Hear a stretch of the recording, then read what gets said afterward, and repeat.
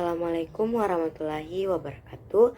Perkenalkan, nama saya Nur Marfu Abdullah dengan NIM 432240052 kelas 1C TKI. Jadi di video kali ini saya akan menjelaskan materi tentang tujuan identifikasi jenis dan karakteristik limbah B3.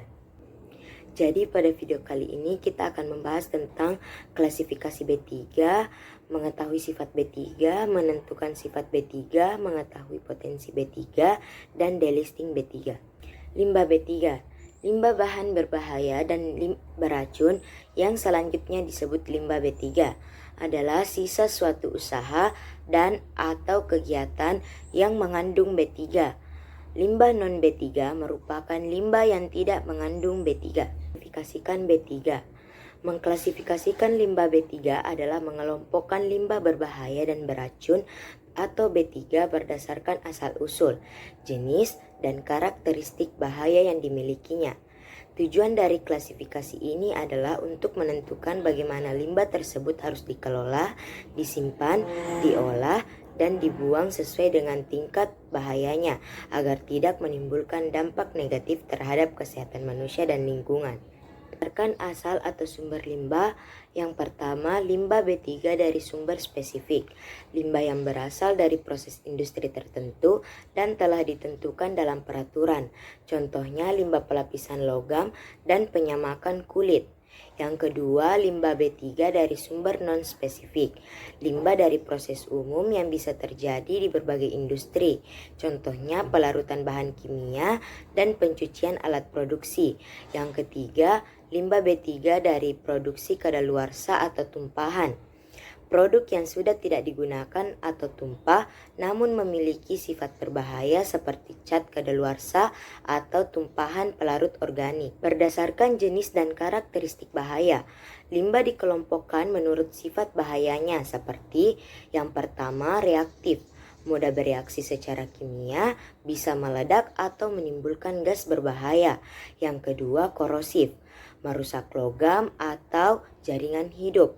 Yang ketiga mudah terbakar atau inflammable, yaitu mudah menyala pada suhu tertentu. Yang keempat beracun atau toksik, yaitu mengandung bahan kimia yang dapat membahayakan kesehatan. Yang kelima infeksius, yaitu mengandung mikroorganisme patogen. Selanjutnya sumber limbah B3. Yang pertama limbah B3 dari sumber tidak spesifik. Yang kedua limbah B3 dari B3 kadaluarsa, B3 yang tumpah, B3 yang tidak memenuhi spesifikasi produk yang akan dibuang, dan bekas kemasan B3. Dan yang terakhir, limbah B3 dari sumber spesifik atau umum dan khusus. Limbah B3 dari sumber tidak spesifik. Limbah B3 dari sumber tidak spesifik merupakan limbah B3 yang pada umumnya bukan berasal dari proses utamanya, tetapi berasal dari kegiatan antara lain pemeliharaan alat, pencucian, pencegahan, korosi atau inhibitor korosi, pelarutan kerak, dan pengemasan. Contohnya, bangunan atau gedung pabrik atau kantor, yaitu misalnya lampu TL, sampah B3, kaleng, limbah infeksius jika di perusahaan juga ada di klinik kesehatan. Yang kedua, kegiatan transportasi seperti oli bekas atau acu bekas. Karakteristik limbah. Yang pertama, mudah meledak. Limbah yang dapat meledak akibat tekanan, panas, gesekan, atau reaksi kimia tertentu. Contohnya, limbah amonium nitrat. Yang kedua, reaktif, limbah yang mudah bereaksi hebat dengan air, udara, atau bahan kimia lain. Bisa menghasilkan gas beracun atau panas lebih, contohnya logam alkali dan sianida. Yang ketiga, korosif, limbah dengan pH sangat rendah atau asam kuat atau tinggi atau basa kuat yang dapat merusak logam dan jaringan tubuh. Contohnya asam sulfat, natrium hidroksida pekat. Yang keempat, mudah menyala, limbah yang mudah terbakar pada suhu rendah atau menghasilkan uap yang mudah menyala. Contohnya bensin, pelarut organik seperti aseton. Yang kelima, infeksius, limbah yang mengandung mikroorganisme patogen dan dapat menularkan penyakit. Contohnya, limbah medis seperti darah dan jarum suntik bekas. Yang keenam, beracun.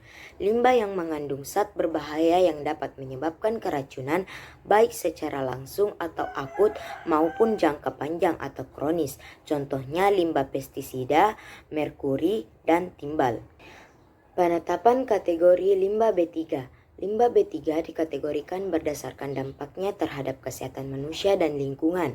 Kategori 1 atau akut memiliki dampak langsung dan cepat, sedangkan kategori 2 atau kronis memiliki dampak tidak langsung dan jangkanya panjang. Limbah B3 kategori 1 contohnya asam, basa, garam, kimia B3, PCBS, dan limbah B3. Kategori 2 contohnya steel slag, copper slag, karbon aktif bekas, aki bekas, dan filter bekas. Menentukan sifat B3. Penentuan sifat B3 dilakukan untuk mengidentifikasi apakah suatu bahan atau limbah mengandung karakteristik berbahaya seperti mudah meledak, mudah menyala, reaktif, beracun, korosif, atau infeksius. Penentuan sifat B3 dilakukan melalui serangkaian uji laboratorium seperti uji pH untuk mengidentifikasi sifat korosif, uji titik nyala untuk mengetahui apakah bahan mudah menyala, serta uji toksisitas atau TCLP untuk mengevaluasi kandungan logam berat atau senyawa beracun. Hasil dari setiap uji dibandingkan dengan batas ambang berdasarkan regulasi yang berlaku seperti Peraturan Perundangan Nomor 101 Tahun 2014. Identifikasi sifat B3 sangat penting untuk mencegah pencemaran lingkungan dan risiko kesehatan. Limbah yang terbukti memiliki sifat B3 harus ditangani, disimpan, dan dimusnahkan dengan cara khusus agar tidak menimbulkan bahaya. Penanganan yang tepat juga memastikan kepatuhan terhadap peraturan pemerintah dan mendukung terciptanya industri yang lebih ramah lingkungan. Mengetahui potensi limbah B3 berarti melakukan identifikasi awal terhadap limbah yang dihasilkan untuk menentukan apakah limbah tersebut mengandung sifat-sifat berbahaya. Proses ini mencakup peninjauan terhadap asal limbah, komposisi kimia, serta karakteristik fisik dan reaktivitasnya. Potensi B3 dapat muncul dari limbah industri, laboratorium, medis, maupun kegiatan rumah tangga tertentu yang menggunakan bahan kimia. Penentuan potensi B3 sangat penting karena tidak semua limbah langsung dikategorikan sebagai B3 tanpa pengujian. Melalui analisis seperti uji pH, toksisitas, titik nyala, dan reaktivitas, limbah dapat dinilai apakah mengandung sifat korosif, mudah menyala, reaktif, atau beracun. Jika limbah menunjukkan satu atau lebih dari sifat tersebut, maka ia diklasifikasikan sebagai limbah B3 dan wajib ditangani dengan prosedur yang aman dan sesuai regulasi lingkungan. Delisting B3. Delisting B3 adalah proses penghapusan status limbah sebagai limbah bahan berbahaya dan beracun setelah melalui pembuktian bahwa limbah tersebut tidak lagi memiliki sifat berbahaya. Proses ini dilakukan jika limbah telah mengalami pengolahan atau pembentukan karakteristik baru yang menyebabkan kandungan zat berbahayanya berada di bawah ambang batas yang ditetapkan. Delisting memungkinkan limbah yang semula termasuk B3 diklasifikasikan ulang menjadi limbah non-B3, sehingga dapat dikelola dengan prosedur yang lebih sederhana. Proses delisting diatur dalam Peraturan Pemerintah Nomor 101 Tahun 2014 dan harus diajukan secara resmi ke Kementerian Lingkungan Hidup dan Kehutanan atau KLHK. Pengajuan dilakukan oleh pihak penghasil limbah dengan menyertakan hasil uji laboratorium dari lembaga terakreditasi yang menunjukkan bahwa limbah tidak lagi memenuhi kriteria B3. Jika disetujui, status B3 pada limbah tersebut dicabut secara hukum. Delisting ini penting karena dapat mengurangi beban pengelolaan limbah selama tetap menjamin tidak adanya risiko terhadap lingkungan maupun kesehatan. Waktu penyimpangan limbah. Yang pertama itu 90 hari sejak limbah B3 dihasilkan. Untuk limbah B3 yang dihasilkan sebesar 50 kg per hari atau lebih. Yang kedua 180 hari sejak limbah B3 dihasilkan.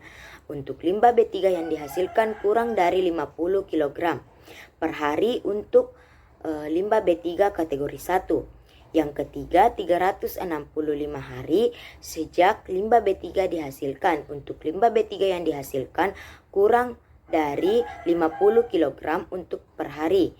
Untuk limbah B3 kategori 2 dari sumber tidak spesifik dan sumber spesifik umum. Atau yang terakhir itu 365 hari sejak limbah B3 dihasilkan. Untuk limbah B3 kategori 2 dari sumber spesifik khusus. Itulah tadi materi yang sempat saya jelaskan, lebih dan kurangnya mohon dimaafkan. Wassalamualaikum warahmatullahi wabarakatuh.